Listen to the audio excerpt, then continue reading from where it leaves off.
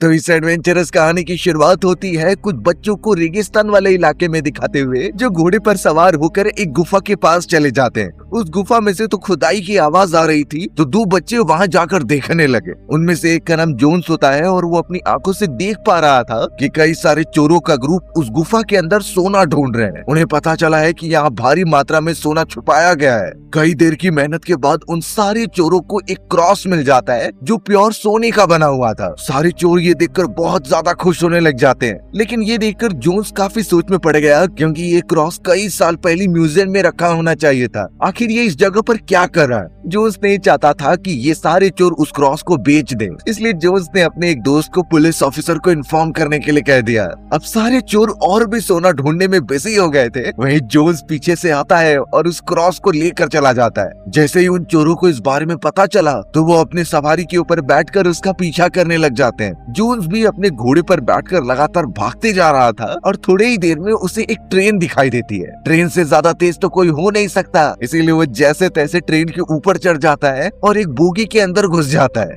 लेकिन एक्चुअल में वो बोगी किसी सर्कस के जानवरों की थी। एक समय पर जोन्स कई सारे सांप और अलग अलग जंगली जानवरों के बीच में घिर चुका था, लेकिन फिर भी वो अपने आप को बचाता है और आगे बढ़ता है। उन सारे चोरों का पूरा ग्रुप उसके पीछे पड़ा हुआ होता है। उन्हें किसी भी हालत में अपना गोल्डन क्रॉस चाहिए था। तभी जोन्स मौका देखकर एक मैजिकल कमरे में घुस जाता है। उसने तो एक बॉक्स ओपन किया और सीधा उसके अंदर छुप गया होता है। एक आदमी ने उसे देखा वहां पर छुपते हुए, इसलिए वो उसे ढूंढने चला आया। पर जैसे ही वो बॉक्स ओपन करता है तो उसके अंदर तो कोई भी नहीं था। एक्चुअल बात ये थी कि ये मैजिकल बॉक्स एक ट्रिक वाला जादू है, जिसके नीचे से जगह होती है बाहर निकलने की। तो जोन्स इसका फायदा उठाकर पहले ही ट्रेन से नीचे उतर चुका था। बाकी लोगों में इतनी हिम्मत नहीं थी कि अब वो जोन्स का पता लगा पाए। वो चोरों का लीडर तो जोन्स को बड़ी शातिर नजर से देख रहा था, जैसे उसके दिमाग में कोई खुराफाती प्लान चल रहा हो। अब जोन्स जैसे तैसे उस क्रॉस को लेकर अपने घर पर आ जाता है फादर के पास। उसके फादर का नाम हैरी होता है, जो एक आर्कियोलॉजिस्ट का काम किया करते।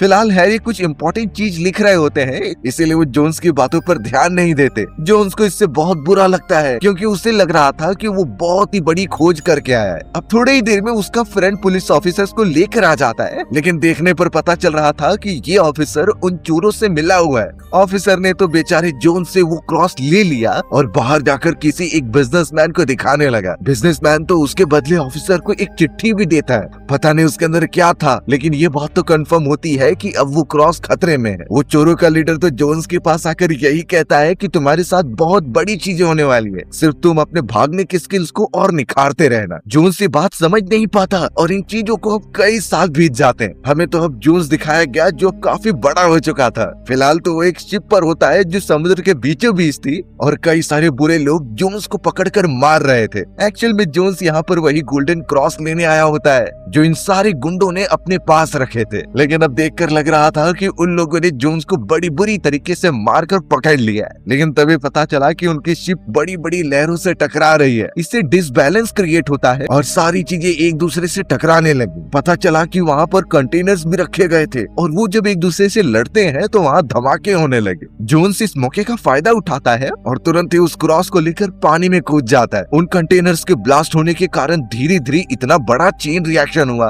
कि बेचारी वो पूरी शिप एकदम से डिस्ट्रॉय हो चुकी थी। जितने भी लोग वहाँ पर मौजूद थे सब के सब पानी में गिरकर मारे गए। फिलहाल के लिए तो जोन्स के पास वो क्रॉस मौजूद है, लेकिन उसे अंदाजा लग गया था कि चोरों का वो लीडर शायद मर चुका होगा। हमें पता चला कि जोन्स यूनिवर्सिटी में पढ़ाने वाला एक प्रोफेसर होता है। कई स्टूडेंट्स उसके नॉलेज के एकदम दीवाने थे। पर थोड़ी ही देर के अंदर मार्कस नाम का एक बहुत ही पुराना दोस्त जोन्स के पास आता है। मार्कस तो एक म्यूजियम का मैनेजर और आर्कियोलॉजिस्ट डिपार्टमेंट में काम करता था। वो जब जोन्स से मिलकर बातचीत करता है तो जोन्स ने वो गोल्डन क्रॉस दिखा दिया उसे। मार्कस भी इतने सालों बाद उस क्रॉस को देखकर बहुत खुश हो रहा था। थोड़ी ही देर में इस बारे में सभी को पता चल जाता है। मीडिया ऑफिशियल्स वहाँ पर पहुँच चुके थे इस क्रॉस के बारे में जानने के लिए, लेकिन इतनी ज्यादा भीड़ जोन्स हैंडल नहीं कर सकता था, इसीलिए वो चोरी चुपके खिड़की के रास्ते से पीछे से निकल जाता है। तभी कुछ लोग उसे अपने साथ पकड़ लेते हैं। वो तो जोन्स के साथ एक प्राइवेट डील करने के लिए अपने साथ लेकर आ जाते हैं। जोन्स को तो एक बिजनेसमैन अपने घर पर बुला लेता है, उस क्रॉस की वजह से नहीं, बल्कि उसके पास तो जोन्स के लिए एक इम्पोर्टेंट काम मौजूद था। वो बिजनेसमैन जोन्स को एक पत्थर के बारे में बताता है जो बीच में से टूटा हुआ था। उस पर एक अलग ही भाषा में मैसेजेस लिखे गए होते हैं, लेकिन जोन्स को अच्छी नॉलेज थी, इसीलिए वो सब पढ़ पा रहा था। उसे पढ़ने के बाद समझ में आया कि एक ऐसे कप की बात की जा रही है जो एक्चुअल में जीसस का था और वो उसके अंदर ही शरबत पिया करते। लेकिन जिस दिन जीसस को लटकाया जा रहा था तभी पता चला कि गलती से उस कप के अंदर जीसस का कुछ ब्लड के बूंद गिर गए थे। और कहा जाता है कि नॉर्मल इंसान अगर उस कप में नॉर्मल पानी भी पिएंगे तो वो पूरी तरीके से अमर बन जाएंगे। अब ये सारी चीजों पर कुछ लोग भरोसा करते हैं तो कुछ लोग नहीं करते। जोन्स भी ज्यादा भरोसा कर नहीं रहा था। तब जाकर वो बिजनेसमैन 3 भाइयों के बारे में बताते हैं जो इसी कप के खोज में निकले थे, लेकिन उनमें से 2 भाई ही जिंदा लौट कर आए। उनमें से एक भाई ने इसके ऊपर किताब भी लिखी है जिसमें उस कप के बारे में इंक्लूजन था, यानी कहीं न कहीं उन भाइयों ने उस कप को ढूंढ निकाला था। उस बुक को पढ़ने के बाद साफ यही पता चल रहा था कि जीसस का कप उनकी कब्र के अंदर मौजूद है और वो उनके साथ ही रहस्य बन गया। यानी अगर किसी भी तरीके से उन भाइयों की कब्र को ढूंढ लिया जाए तो उस कप को भी ढूंढ लेंगे। वो बिजनेसमैन ये बताता है कि उन कब्रों को ढूंढने के लिए कई साल पहले उसने जोन्स के फादर को ये काम दिया था, लेकिन उन्हें उस समय किसी ने किडनैप कर लिया। जोन्स ये सुनकर एकदम चौंक गया और सीधा अपने फादर के यहाँ पर जाता है ताकि वो उनसे पूछ सके, लेकिन उनके घर की सारी किताबें और चीजें यहाँ से वहाँ फेंकी गई थी। उसके फादर भी कहीं मिल नहीं रहे होते, सिर्फ वहाँ पर एक पार्सल होता है जिसके अंदर एक डायरी थी। उस डायरी के अंदर कई सारी बातें लिखी होती हैं और पढ़ने के बाद ये भी क्लियर हो गया कि उन भाइयों की कब्र इटली के एक शहर में है। यानी जोन समझ गया कि उसके फादर जरूर इटली में होंगे, इसलिए बिना देरी किए वो सारी बातें बिजनेसमैन को बताकर मार्कस के साथ निकल पड़ता है। बिजनेसमैन ने सिर्फ उसे इतना बताया कि वहाँ उसे एक प्रोफेसर मिलेगी जो उसके रहने खाने का बंदोबस्त कर देगी। जॉन और मार्कस जैसे तैसे जब इटली पहुँचते हैं तो वहाँ एल्सा नाम की उन्हें वही प्रोफेसर मिल गई। एल्सा उन्हें चर्च के अंदर लेकर आती है जो उनका टारगेटेड लोकेशन था। जोन्स जब कई सारी चीजों को देखता रहता है तभी उसे एक मिरर दिखाई दिया। उस मिरर के ऊपर जीसस की फोटो बनी हुई थी और वैसा ही सेम उसने अपने फादर की किताब में भी देखा था। वहाँ पर कुछ लिखा होता है और वो किसी बड़े क्रॉस के बारे में बात कर रहे थे। तो जोन्स अब मार्कस के साथ पूरी जगह पर क्रॉस ढूंढने लगा। उसे तो एक बड़ा क्रॉस जमीन पर दिखाई देता है। जल्द से जल्द उसने बीच वाला रास्ता ओपन किया और वहाँ से नीचे जाने का एक टनल मौजूद था। तुरंत ही जोन एल्सा के साथ नीचे चला जाता है और आगे बढ़ने लगता है। पता चला वहाँ पर पानी नहीं बल्कि कई सारा पेट्रोल बह रहा था। वो जल्द से जल्द एक मशाल जला लेता है ताकि आगे की चीजें दिखाई दे, लेकिन उस समय हमें कुछ लोगों का ग्रुप दिखाया गया जो ऊपर की तरफ आकर मार्कस को बेहोश कर देते हैं और अब वो नीचे जाने लगे थे ताकि वो जोन्स को रोक सकें। जोन्स और एल्सा तो अब उस प्लेस पर आ गए जहाँ कई सारी कब्र रखी गई थी। उनमें से एक कब्र काफी अलग लग रही होती है, इसलिए वो उसे जाकर ओपन करने लगे। पता चला कि उसके अंदर एक सोल्जर की कब्र मौजूद है जो अपने ऊपर एक बहुत ही पुरानी ढाल लेकर सोया हुआ है। उस पर बहुत सारे अजीब लेटर्स लिखे गए थे। ऐसा लग रहा था वो कुछ बताना चाहते हैं, इसलिए जोन्स ने एक पेपर के ऊपर उन सारी चीजों को अच्छी तरीके से छाप लिया। लेकिन प्रॉब्लम तब बढ़ गई जब वो सारे बदमाश लोग एक आग जलाकर वहाँ पर फेंक देते हैं। पूरा पेट्रोल और गैसोलीन वहाँ पर जलने लगा था। अगर जोन्स और एल्सा वहाँ से नहीं निकलेंगे तो मारे जाएंगे, इसलिए सारी चीजें प्रिंट करने के बाद वो एक कैनल से बाहर निकल जाते हैं। सारे बदमाश लोग उनका पीछा कर रहे थे, लेकिन वो एक मोटर बोट की मदद से दूर जाने लगे। वो बदमाश भी एक बोट की मदद से आगे बढ़ ही रहे थे, लेकिन गलती से 2 बड़ी बड़ी शिप के अंदर आने के बाद वो वहीं मर जाते हैं। जोन्स ने तो उनके लीडर को पकड़ लिया जिसका नाम क्रूज होता है। वो क्रूज को मारने लगा क्योंकि वो उसका पीछा कर रहे थे, लेकिन क्रूज उसे शांत करा के ये बताता है कि हम सिर्फ प्राचीन चीजों की सुरक्षा का जिम्मेदारी लेते हैं, हम तुम्हें नुकसान बिल्कुल नहीं पहुंचाना चाहते। और कई साल पहले जब तुम्हारे फादर इस चीज के बारे में पता करने आए थे तो हमने उन्हें किडनैप नहीं किया, बल्कि उन्हें किडनैप तो किसी दूसरे ग्रुप के लोगों ने किया। अब जोन्स मार्कस के पास आकर उसे दिखाने लगा कि कब्र के अंदर उसे क्या मिला था। वो जो लेटर्स प्रिंट किए होते हैं उसे पढ़ने के बाद साफ पता चल रहा था कि जीसस की उस कप की लोकेशन रेगिस्तान वाले इलाके में मौजूद है और ये तो इजिप्ट के पास में था। जॉन एक समय पर 2 जगह नहीं हो सकता है, इसीलिए उसने मार्कस को भेज दिया रेगिस्तान में और वो खुद चला आता है उस लोकेशन पर जहां उसके फादर को कैद रखा गया था। एक्चुअल में वो पूरा कासल नाजी सोल्जर से भरा पड़ा हुआ था। वो एक्चुअल में हिटलर के लिए ही काम करते। जोन्स और एल्सा तो एक बिजनेसमैन बनकर वहाँ पर डील करने आए होते हैं। तभी मौका मिलने पर जोन्स एक दूसरे कमरे में चला जाता है और वहाँ अपने फादर को ढूंढ लेता है। अपने फादर से मिलने के बाद वो खुश तो हो रहा था, लेकिन हैरी ने अपने बेटे को बताया कि ये सारे नाजी सोल्जर्स मेरी डायरी चाहते हैं, क्योंकि इन्हें शायद हमारे मिशन के बारे में पता चल गया है। लेकिन इससे पहले वो डायरी तक पहुंचते हैरी ने जोन्स को वो डायरी भिजवा दी थी। वो दोनों बात कर ही रहे थे, तभी पता चला एक सोल्जर ने एल्सा को पकड़ लिया है। वो उसे मारने की धमकी दे रहा है। जोन्स काफी डरने लगा, लेकिन उसके फादर हैरी बताते हैं कि एल्सा उनसे मिली हुई है। तब जाकर एल्सा अपना असली रंग दिखाती है और डायरेक्टली आकर जोन्स से वो डायरी ले लेती है। जोन्स को एल्सा पर बहुत ज्यादा गुस्सा आ रहा था। पता चला कि वो बिजनेसमैन वॉल्टर भी इन्हीं सारी चीजों में काम कर रहा था। पहले तो हिटलर के कहने पर वो उसे ढूंढ रहा होता है, लेकिन अब जीसस का वो हॉली कप उसे चाहिए। वॉल्टर देखता है कि उस डायरी के अंदर से कुछ पेजेस गायब हैं। वो इस बारे में जोन्स से पूछने लगा।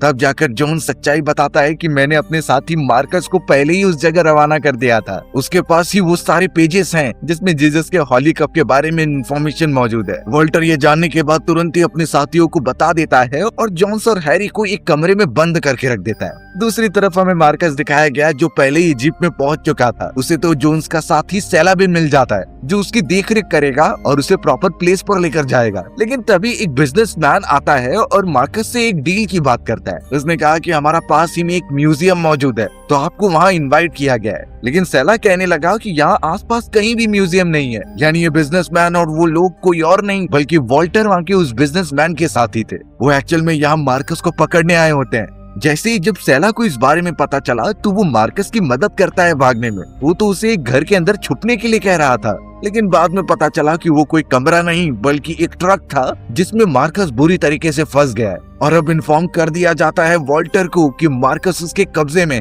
ये पता चलते ही वॉल्टर ने सोल्जर्स को कह दिया कि तुम जोन्स और हैरी को मार दो, हमें अब उन दोनों से कोई काम नहीं है। जोन्स और हैरी को तो कमरे के अंदर रस्सी से बांध कर रखा गया था। तब जाकर जोन्स कहता है कि मेरे पास एक लाइटर है, हम इसकी मदद से यहाँ आग लगा सकते हैं। तुरंत ही उन्होंने वहीं पर एक टेबल के अंदर आग लगा दी और धीरे धीरे वो बढ़ती चली गई।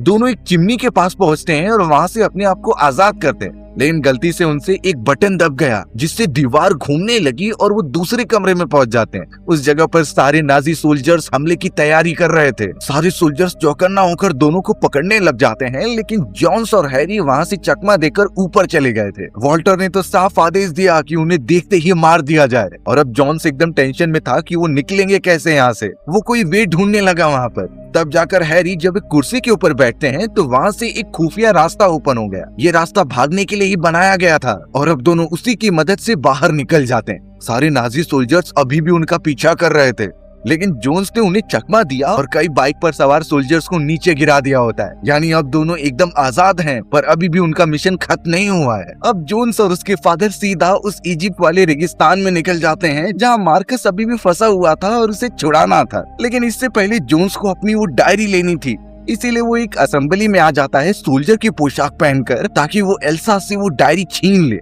हमें पता चला वहाँ पर हिटलर भी मौजूद है जिसने अपने सारे साथियों को एक साथ बाइबल जलाने के लिए कह दिया। सभी साथ में ये जला देते हैं और एल्सा उसे देखकर रो रही थी क्योंकि उसका ईश्वर में बहुत ज्यादा मान्यता होती है। थोड़ी ही देर में जोन्स एल्सा के पास पहुंचा और उससे वो डायरी ले ली। अब जब वो वहाँ से जा रहा था तभी सामने अचानक उसके हिटलर आ गया। हिटलर से डरकर तो जोन्स ने अपनी डायरी पर उसका ऑटोग्राफ ले लिया होता है और अब वहाँ से वो दोनों निकलते हुए एक एयर बलून में चले जाते हैं क्योंकि इसकी ही मदद से वो इजिप्ट पहुंच सकते थे। जैसे तैसे कई ट्रेवलर्स उसके अंदर जाते तो हैं, लेकिन कुछ नाजी सोल्जर्स को उसके बारे में पता था तो वो उसके अंदर आगे पूछताछ करने के लिए।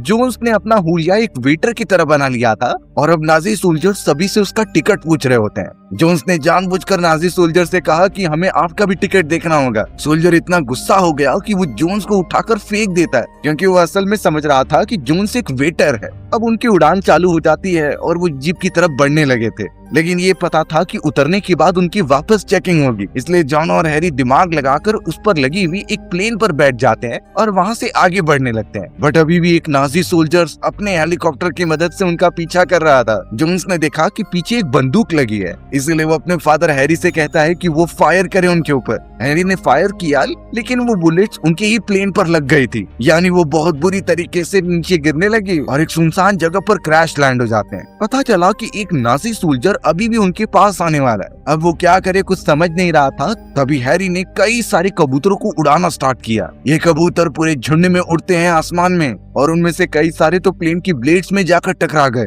इससे वहाँ पर धमाका हुआ और नीचे गिरकर वो डिस्ट्रॉय हो जाती है। अब वो अपनी लोकेशन पर आ चुके थे और सेला से भी मिलकर वो बहुत खुश होते हैं। हमें तो वॉल्टर दिखाया गया जो इजिप्ट के सुल्तान को गिफ्ट करता है एक बहुत ही लग्जरियस कार और वो उस जगह की ऐतिहासिक जगहों पर रिसर्च करने की मांग करता है। उनके साथ तो मार्कस भी कैद होकर मौजूद था, जिसे कैसे भी करके जोन्स और उसके साथियों को छुड़ाना होता है। उस सुल्तान के पास तो टैंक्स भी मौजूद थी जो काफी खतरनाक होती हैं। लेकिन यहाँ वॉल्टर को पता चल गया कि जोन्स कहाँ पर छुपा हुआ है, इसलिए नाजी सोल्जर्स तुरंत उनके ऊपर हमला कर देते हैं। जैसे तैसे जोन्स और उसके साथी जान बचाकर भागने लगे, लेकिन उनके सामने तो एक मिलिट्री टैंक होती है जो हर तरफ से हथियारों से लैस थी। जरा भी गलती उनकी जान ले लेती। पर अगर ऐसी खतरनाक कंडीशन में कभी आप फंस जाओ जहाँ पर हमारे दुश्मन एक मिलिट्री टैंक लेकर मौजूद हैं और आप पर हमला करने के लिए आगे बढ़ रहे हैं, उनमें इतनी बड़ी बड़ी गोलियां होती हैं कि पूरी कॉलोनी को ही डिस्ट्रॉय किया जा सकता था। तो इस तरीके की मिलिट्री टैंक से बचे कैसे? अब ध्यान से देखा जाए तो उन मिलिट्री टैंक्स में सबसे इम्पोर्टेंट चीज होती है उन पर लगे हुए वेपन। वो दूर से हमला करने के लिए बहुत ज्यादा किफायती माने जाते हैं। तो अगर हम किसी भी तरीके से उन वेपन्स को ही खराब कर दें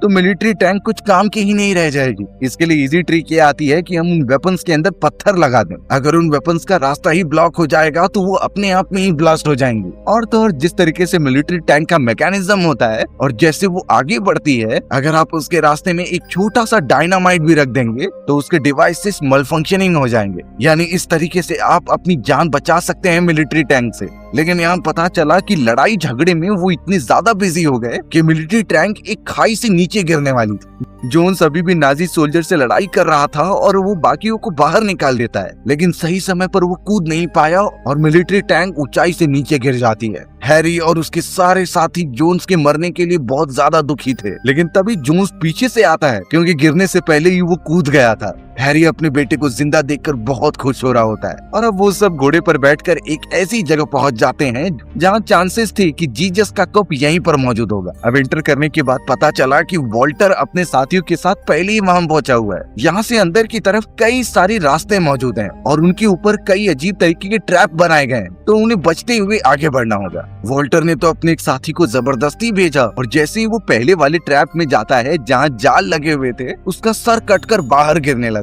यानी ये ट्रैप इतने ज्यादा खतरनाक है। अचानक सभी सोल्जर्स जोन्स और उसके सभी साथियों को भी पकड़ लेते हैं और अब वॉल्टर जोन्स को फोर्स करने लगा कि वो इन ट्रैप से निकलकर होली कप को लेकर आ। जोन्स मना कर रहा था, लेकिन तुरंत ही वॉल्टर ने गन चला दी हैरी के ऊपर। हैरी तो एकदम मरने की अवस्था में था और वॉल्टर कहता है कि इसकी जान सिर्फ अब वो कप ही बचा सकती है। तो जोन्स के पास कोई रास्ता ना होने पर वो सीधा चला जाता है उन ट्रैप्स में। उन ट्रैप्स के बारे में डायरी में भी लिखा था, जिसमें से पहले ट्रैप के अंदर मेंशन होता है कि उसे वही पार कर सकता है जो ईश्वर पर बिलीव करता हो और उनके सामने झुकता हो। और जब वो जाल वाले इलाके से आगे बढ़ रहा था तो उसने अपना सर झुका लिया और आगे की तरफ कूद गया। वहाँ से दो नुकीले ब्लेड निकलते हैं और ऐसी पोजीशन में थे कि एक इंसान को काट कर रख दें, और जैसे तैसे वो पहला ट्रैप पार कर लेता है। पर अब बारी थी दूसरे ट्रैप की। उस जगह पर कई सारे पत्थर लगे हुए थे और उनके ऊपर लेटर्स बने होते हैं, यानी इनमें से जोन्स को एकदम सही लेटर चूज करने। गलत किया तो शायद बहुत बुरे कॉन्सिक्वेंसेस हो सकते हैं। जोन्स ने जब डायरी पढ़ी तो उसमें एक नाम बन रहा था, वो एक्चुअल में एक गॉड का दूसरा नाम होता है, जिनके लेटर्स पर वो कूदते जाता है और फाइनली वो दूसरा ट्रैप भी पार कर लेता है। थर्ड ट्रैप के लिए जैसे ही वो आगे बढ़ा तो नीचे एक बहुत ही लंबी खाई थी। वहां से आगे बढ़ना एकदम इम्पॉसिबल ही लग रहा था। लेकिन अब जोन्स ने जब डायरी के अंदर पढ़ा तो उसमें मेंशन था कि उस जगह को पार किया जा सकता है, लेकिन तुम्हें भरोसा रखना होगा ईश्वर पर। तो अब जोन्स अपने दिल में याद करने लगा गॉड को और बिना सोचे वो कदम रख देता है। पता चला कि उस जगह पर एक अदृश्य ब्रिज बन चुका है जो उस पूरी खाई को दूसरी जगह पर कनेक्ट करता है। उसने मिट्टी डालकर देखा तो वो ब्रिज दिखाई दे रहा था। जैसे तैसे जोन्स अब ट्रेवल करते हुए एक चैम्बर में पहुंचा और वहाँ पर तो एक सोल्जर मौजूद होता है। पास जाकर बात करने पर पता चला कि ये उन भाइयों में से एक एक है जिन्होंने गॉड के उस हॉली कप को ढूंढा था और तब से वो इसी जगह पर रह गया। उस सोल्जर की एक्चुअल एज कई 100 साल है और वो इसी जादुई कप की मदद से आज तक जिंदा रह पाया है। थोड़ी ही देर में वहाँ पर वॉल्टर और एल्सा भी पहुँच जाते हैं। उस जगह पर तो कई सारे कप्स रखे गए थे, पर इनमें से कौन सा वो जादुई कप है उसे नहीं समझता। तभी एल्सा कहती है कि मुझे पता है कि इसमें से कौन सा असली कप है। वो एक गोल्डन कप को लाकर वॉल्टर को दे देती है और अब वॉल्टर सब कुछ भुलाकर उसमें पानी डालकर पीने लगा। अब जैसे ही वो पीता है उसकी उम्र अचानक बढ़ने लगी, उसके सारे बाल सफेद हो जाते हैं और पूरी बॉडी एकदम हड्डी बनने लगी थी। यानी ऑब्वियस बात होती है कि ये कप गलत था और इससे उम्र बहुत तेज बढ़ती है। वॉल्टर वहीं गिरकर मारा जाता है। तो अब बात थी कि असली कप कौन सा है उसमें से। जोन्स जब ध्यान से देख रहा था तो उससे चमकते हुए कप्स के पीछे एक लकड़ी का कप दिखता है। वो इस बात को जानता था कि गॉड एक कारपेंटर थे, यानी वो वुड की चीजें बनाया करते, इसलिए यही कप हो सकता है। जोन्स ने ये टेस्ट करने के लिए उस कप के अंदर पानी रखा और पी लिया और पता चलता है कि ये एकदम करेक्ट कप है। लेकिन सोल्जर ने ये भी डार्क रियलिटी बताई कि इस मैजिकल कप को तुम बाहर नहीं लेकर जा सकते, इसका असर सिर्फ इस पूरी जगह पर ही है। जो भी अमर रहना चाहता है उसे इस जगह के अंदर ही रहना होगा। जोन समझ गया था, लेकिन सबसे पहले वो अपने फादर को जाकर उस पानी से ठीक करता है। पानी पिलाते ही हैरी के सारे दर्द एकदम से चले गए थे, उसके सारे घाव भी एकदम ठीक हो जाते हैं। यानी इस हॉली वाटर में इतनी ज्यादा ताकत मौजूद है। पर यहाँ एल्सा अब उस कप को चुरा लेती है और ट्राई करती है कि वो इसे इस जगह के बाहर लेकर जाए। जॉन्स और सभी साथी एल्सा को रोक रहे थे, लेकिन एल्सा मानो इमॉर्टैलिटी के चक्कर में एकदम पागल हो चुकी है। जैसे ही वो एक लोकेशन क्रॉस करती है तभी वहाँ पर भूकंप आने लगे, क्योंकि वहाँ के बनाए गए नियम को तोड़ा गया था और पता चला कि वो जादुई कप नीचे गिरने वाला है। जॉन सीधा आता है एल्सा को बचाने के लिए, लेकिन एल्सा भी लटक चुकी थी। उसका लालचपन अभी भी कम नहीं होता, क्योंकि एल्सा उस कप को लेने के लिए दूसरा हाथ बढ़ाती है, जबकि जोन्स ने पहला हाथ पकड़ कर रखा था। अब पता चला कि इसी अफरा तफरी में उसका हाथ फिसल गया और एल्सा उन दीवारों के अंदर गिर जाती है। जोन्स भी ट्राई कर रहा था कि वो उस कप को ले ले, लेकिन उसका फादर बताता है कि शायद इस कप की नसीब यही है और अगर गलत हाथों में पड़ जाए तो शायद इंसानियत खत्म हो जाएगी। इसलिए जोन्स ने अपने फादर की बात मानी और वहाँ से बाहर निकल गए। वो कप हमेशा हमेशा के लिए पृथ्वी की गहराइयों में चला जाता है। वो पूरी जगह धीरे धीरे डिस्ट्रॉय होती जा रही थी, यानी उन्हें यहाँ से निकलना होगा। जोन्स फिलहाल अपने फादर हैरी के साथ मौजूद होता है और अचानक उसे वो सोल्जर दिखाई दिया। सोल्जर यहाँ से बाहर निकलने की कोशिश भी नहीं कर रहा था और उन्हें इस तरीके से हाथ दिखाकर सिंबल देता है कि उन लोगों ने बहुत अच्छा काम किया। एक तरीके से वो सोल्जर यहाँ पर अपने दिन काटते जा रहा था और उसे आजादी नहीं मिल पा रही थी। अमर होने के चक्कर में वो एक ऐसी जगह पर फंसा रह गया था जहाँ से उसे मुक्ति तो पानी ही थी, इसलिए वो इसी जगह पर अपना दम तोड़ देता है। जोन्स और हैरी तुरंत ही वहाँ से निकल जाते हैं और आखिरकार उन्हें जीसस के उस हॉली कप की सच्चाई पता ही चल गई थी। शायद जोन्स अपनी इस पूरे एक्सपीरियंस के बारे में एक बहुत ही फेमस किताब भी लिखे, जो आगे चलकर आने वाली जनरेशन को इंस्पायर करेगी। हमारी भी कहानी इसी तरीके से यहीं खत्म हो जाती है। सो व्यूअर्स, अगर आपको मेरा नरेशन 1% भी अच्छा लगा होगा ना, तो वीडियो को लाइक एंड चैनल को सब्सक्राइब जरूर कर देना। मिलते हैं इसी तरीके की मजेदार वीडियोस में, तब तक के लिए बाय बाय।